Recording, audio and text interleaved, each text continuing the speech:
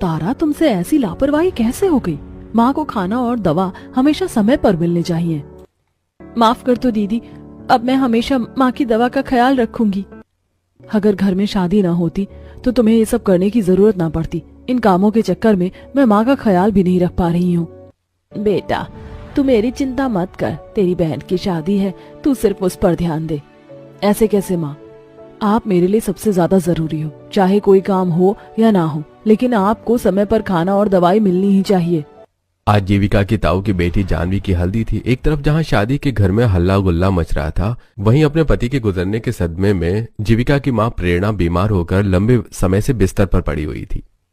तारा, मुझे बहुत काम है, अब कोई भूल मत करना। माँ का अच्छे से ख्याल रखो, मैं अभी आती हूँ। इतना कहकर जीविका कमरे से बाहर चली गई, जहां उसकी ताई चंचल मुंह बनाए उसका इंतजार कर रही थी।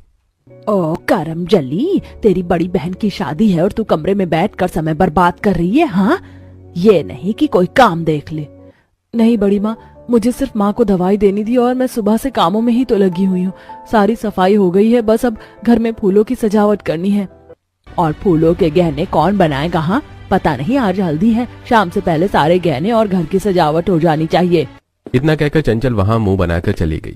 वहीं जब जीविका के सर पर एक और काम का बोझ आ गया, अकेली जीविका ने बिना कुछ खाए लगातार घर की सजावट करने की। उसके बाद चंचल जानवी और टीना के लिए फूलों के गहने बनाए।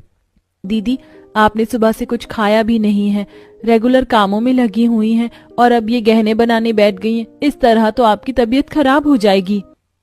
तारा, माँ सो रही है, इसलिए ज्यादा बात मत करो। और ये फूलों के गहने मुझे शाम तक तैयार करके देने हैं, इसीलिए मैं इन्हें बनाने के बाद ही खाना खाऊंगी।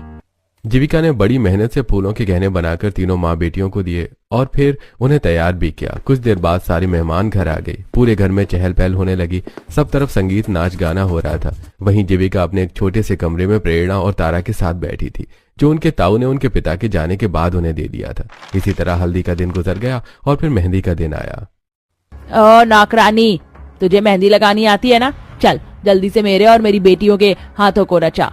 बड़ी माँ, मैंने कल बहुत काम किया है, मैं बहुत ज्यादा थक गई हूँ। आप किसी मेहंदी आर्टिस्ट को बुलवा लीजिए ना। मेहंदी आर्टिस्ट?